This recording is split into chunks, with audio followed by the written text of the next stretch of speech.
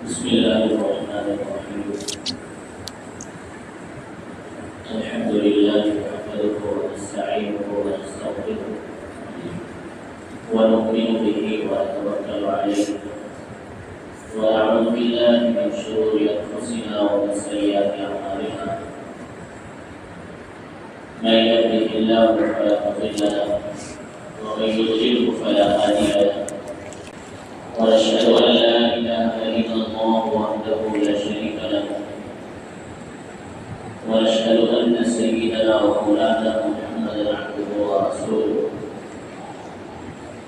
أما بعد فأعوذ بالله من الشيطان الرجيم. بسم الله الرحمن الرحيم.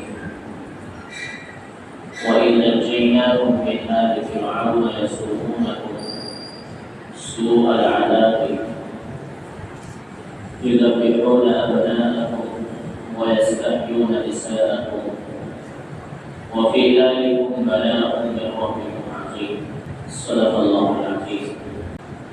محترم بزرگواران ساتھیو، آج پورا ملک ہندوستان آزادی کا جشن منا رہا ہے اور آج کا دن یوم آزادی کے نام سے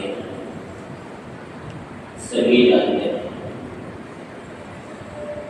یقیناً آزادی ہمارے روزن کی ایک عظیم الشان نعمت ہے اور یہ آزادی انبیاء علیہ السلام کا ایک خاص مشن ہے. قوموں کو غلامی سے آزاد کرنا یہ تمام کی انبیاء کا ایک خاص مشن تھا. قرآن کریم کے اندر بہت سارے نبیوں کے واقعات بیان کیے گئے. خاص طور سے حضرت موسیٰ علیہ السلام کا واقعہ بیان کیا گیا کہ انہوں نے بنی اسرائیل کو فرعون کے چنگل سے آزاد کرایا اور غلامی کی زندگی سے نکالا. مختلف آیات کے اندر اللہ رب العزت نے بنی اسرائیل کو، یہودیوں کو اپنا یہ احسان یاد دلایا ہے کہ تم لوگ غلام تھے، ہم نے تمہیں آزاد کرایا. اور حضرت موسیٰ علیہ السلام نے فرعون سے درخواست کی تھی کہ آپ ہمارے ساتھ بنی اسرائیل کو بھیج دیجیے، آزاد کر. آزادی سے پہلے ان کی کیا حالت تھی، کس طرح کی وہ غلامی کا شکار تھے، اللہ رب العزت نے اس کو بھی بیان کیا. وَإِذْ نَجَّيْنَاكُم مِّنْ آلِ فِرْعَوْنَ يَسُومُونَكُمْ سُوءَ الْعَذَابِ. اس وقت کو بھی یاد کرو جب ہم نے تمہیں فرعون والوں سے، فرعون کی قوم سے آزاد کرایا، ہم نے نجات دی.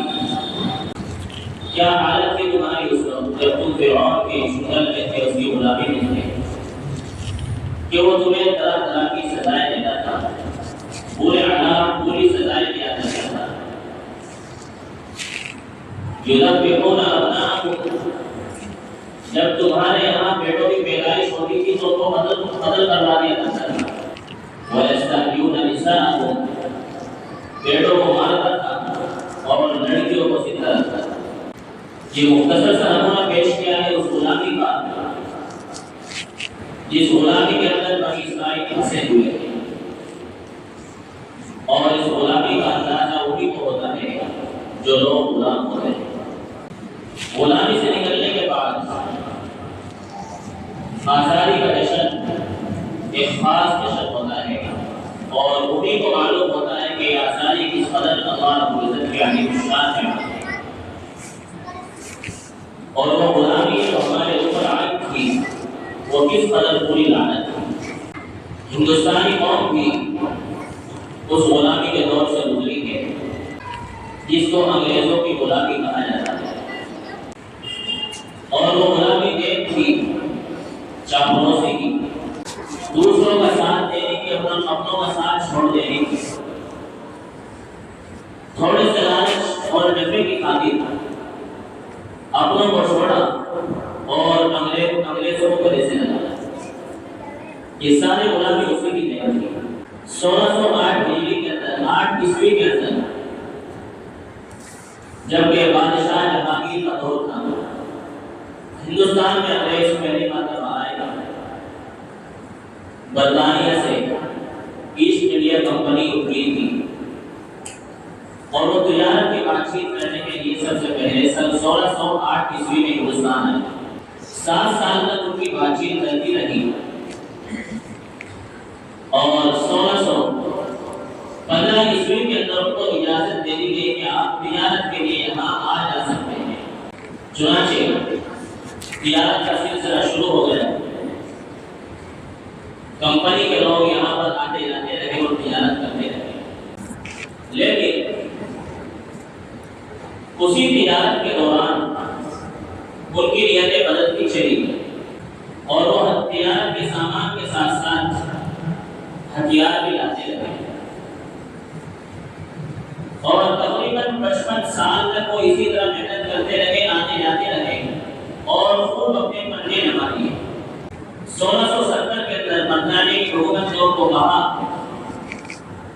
کہ ہم تمہارے ساتھ تجارتی قافلے کی شکل میں فوج بھی روانہ کریں گے اور تم اب جا کر وہاں پر جنگ کرو۔ اس وقت دور تھا اورنگزیب کا، نئی حکومت اورنگزیب کی قائم ہوئی تھی اور گویا کہ پہلی لڑائی لڑی گئی 1670 کے اندر، جس میں ہندوستان کی مغل فوج نے مقابلہ کیا اور ان کو شکست کا سامنا کرنا پڑا انگریزوں کو، لیکن انگریزوں کی حکومت برابر جاری رہی۔ شروع میں 2-3 جنگیں ان کی ہوئی اور وہ لگاتار ہارے اور اس کے بعد اورنگزیب عالمگیر رحمۃ اللہ علیہ نے ان کے اوپر پابندی لگائی اور جو یہاں کے بڑے بڑے افسر تھے، تجارت والے تھے، ان کو بھگا دیا، لیکن انہوں نے اپنے مقصد کو ابھی ناکام نہیں سمجھا۔ برطانیہ کی حکومت برابر اپنے مشن پر قائم رہی اور دوبارہ پھر بادشاہ کے ساتھ بات چیت کی کہ وہ لوگ جو اس طرح کے لوگ تھے وہ ہمارے نہیں، ہم نے ان کی پشت پناہی کبھی نہیں کی۔ اس طرح کی بات چیت کرنے کے بعد برطانیہ کی حکومت نے بادشاہ کو بھروسہ دلایا کہ دوسری مرتبہ آپ اجازت دے دیجیے، ہم دوبارہ سے اس طرح کا کوئی کام نہیں ہونے دیں گے۔ 1707 کے اندر پھر ان کو اجازت مل گئی۔ اورنگزیب عالمگیر رحمۃ اللہ علیہ کا آخری دور تھا، چند سالوں کے بعد ان کا انتقال ہو گیا بادشاہ کا اور دوسرا بادشاہ جو ان کا بیٹا تھا اس کا قیام ہوا، پھر اس کے بعد اس سے چھوٹے بیٹے کا قیام ہوا اور ان دونوں کی حکومت میں انگریزوں نے خوب اپنے خوب بننے لگے، یہاں تک کہ صوبوں کی حکومتوں سے انہوں نے لڑنا شروع کیا۔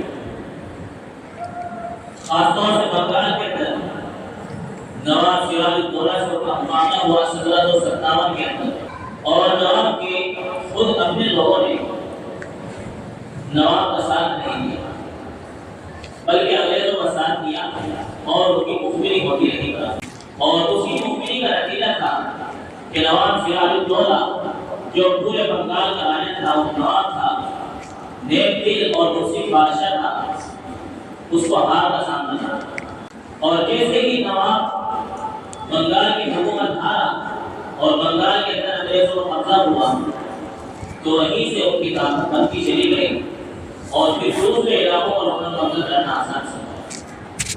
بہار ان کے قبضے میں آ گیا، پورا بنگال ان کے قبضے میں آ گیا، بنگال کے آس پاس کے جو علاقے تھے وہ سارے کے سارے ان کے قبضے میں آ گئے۔ اس کے بعد بھی مختلف جھڑپیں چلتی رہی، یہاں تک کہ 1795 کے اندر میسور کے سلطان ٹیپو سلطان سے ان کا مقابلہ ہوا، جو اس وقت کی بڑی حکومت سمجھی جاتی تھی اور بہت بڑا نواب ٹیپو سلطان کو سمجھا جاتا تھا، نڈر بادشاہ تھا، نڈر نواب تھا اور انگریز ان کے سامنے کانپتے تھے۔ انگریزوں کو نواب سراج الدولہ کے بعد اگر کسی حکومت کا سامنا کرنا مشکل تھا تو ٹیپو سلطان کی حکومت۔ آخرکار وہاں بھی ایسا ہی ہوا کہ اپنے ہی لوگوں نے اندر کی بات جو سلطان کے مشورے میں طے ہوا کرتی تھی وہ انگریز و پنجاب پہنچا اور ساری مختلف مدت ہوتی رہی اور وہیں سے ان کی طاقت کمزور پڑ گئی اور انگریزوں کی طاقت جب گئی. جب مقابلہ ہوا تو انہوں نے اپنے میں غداری کر کے بادشاہ کو وجہ کروا اور اسی جنگ کے اندر بادشاہ کو شہید ہو گیا. اور اسی وقت ہندوستان کے اس راجا کی ماس پر چڑھ کر اس انگریز نے کہا تھا کہ آج سے ہندوستان ہمارا. پھر اس کے بعد یہی ہوا کہ جہاں چھوٹے چھوٹے راجا تھے ان کو اپنے چوکر میں لیا, ان سے بات چیت کی کہ اگر تم نے ہمارا ساتھ نہ دیا تو تمہاری حکومت کا خاتمہ, تمہارے صوبے ہمارے حکومت کے اندر آ جائیں گے. وہ چھوٹے چھوٹے بادشاہ اور راجا سارے انگریزوں کے ساتھ ہو گئے اور گویا کہ دلی کی جو حکومت تھی وہ دلی تک محدود ہے اور آخر میں وہ دلی بھی ان کے ہاتھ سے نکل گئی اور صرف لال قلعہ مغل بادشاہ کے پاس لے گیا جس کا نام تھا اپنے بادشاہ بہادر شاہ. 1857 کی جنگ بڑی مشہور جنگ ہے جو پورے ہندوستان کے اعتبار سے جنگ لڑی گئی اور کچھ جگہوں پر اس جنگ کے اندر کامیابی ملی اور کچھ جگہوں پر ناکامی کا سامنا کرنا پڑا. لیکن اس جنگ کرنے کے بعد انگریزوں نے سوچ لیا تھا کہ اس جو تمہاری مخالفت کا جو سب سے بڑا سامنا ہے وہ یہاں کے علماء اور مسلمان سے ہے. دوسری قومیں اتنی آگے نہیں ہیں جتنی آگے یہ قومیں ہیں, ان کے علماء ہیں اور یہ مسلمان. چنانچہ 1857 کے بعد انہوں نے انہی کو ٹارگیٹ کیا کہ بس ان لوگوں کو ختم کرنا ہے اور ہندوستان کے اندر راج کرنا ہے. بتایا جاتا ہے کہ 1857 کی جنگ کے بعد تقریباً 2 لاکھ مسلمانوں کو شہید کیا گیا, جن میں صرف 51,000 علماء تھے اور باقی عام مسلمان. جس کو دیکھا جاتا تھا کہ مسلمان ہیں, یہ کوئی مولوی ہے, کوئی حافظ ہے, اسی کو پہلے کے قتل کر دیا جاتا اور یہی سلسلہ چلتا رہا. لیکن مسلمانوں نے ہار نہیں مانی. انگریزوں کا مشن جہاں راج کرنا تھا تو اس کا مشن یہ بھی تھا کہ یہاں کے عوام کو اپنے مذہب کے اندر تبدیل کر دیا جائے. عیسائی ان کو بنا دیا جائے, چاہے یہ ہندو ہو یا مسلمان ہو, لیکن عیسائی ہونے چاہیے. اسی کو ختم کرنے کے لیے علماء نے اس کا بھی مقابلہ کیا اور 1866 کے اندر دارالعلوم جیسا مدرسہ قائم کیا کہ ان کا معاملہ دونوں طرف سے کرنا ہے, جنگ سے بھی کرنا ہے اور عقیدوں سے بھی کرنا ہے. مسلمانوں کے عقائد بھی مضبوط ہونے چاہیے اور مسلمانوں کی تلواریں بھی مضبوط ہوں. خیر اسی طرح یہ سلسلہ چلتا رہا, دوسرے لوگ بھی آگے آتے رہے اور کل ملا کر 1915 کے بعد یہ تحریک بہت زیادہ تیز ہوئی. مہاتما گاندھی وغیرہ ساتھ آئے اور گویا کہ پورے ہندوستان ایک دورہ کیا گیا, پوری قوم کو ساتھ ملایا گیا, جس کے بعد یہ آزادی ملی 1947 میں. 1947 میں جب ڈاکٹر جواہر لال نہرو نے آزادی کا پرچم لہرایا اور پورے ہندوستان کے اندر آزادی کا جشن منایا گیا. لیکن اس کی سوغات کے افسوس کے طور پر یہ بھی ملی کہ جو ہندوستان ایک تھا وہ ٹکڑوں کے اندر بٹ گیا اور یہ سب انہیں کی سازش کا نتیجہ تھا. اگرچہ وہ راج کرنے کے اندر کامیاب نہ ہوئے لیکن بانٹنے کے اندر ضرور کامیاب ہو کر چلے گئے. لیکن افسوس کے ساتھ یہ بھی کہنا پڑے گا کہ ہمارے اکابر نے جس ہندوستان کے خواب دیکھے تھے وہ آج کا ہندوستان نہیں ہے. ہم نے جس آزادی کو حاصل کرنے کے لیے ہمارے آبا و اجداد نے محنت کی تھی وہ آزادی اب ہمارے پاس نہیں ہے. ہم برابر غلامی کا شکار ہوتے جا رہے ہیں. اس لیے ضرورت ہے کہ ہم اپنی عام سوچ کو بدلیں اور تحریکی سوچ کا پیدا کریں اور حالات کا مقابلہ کریں.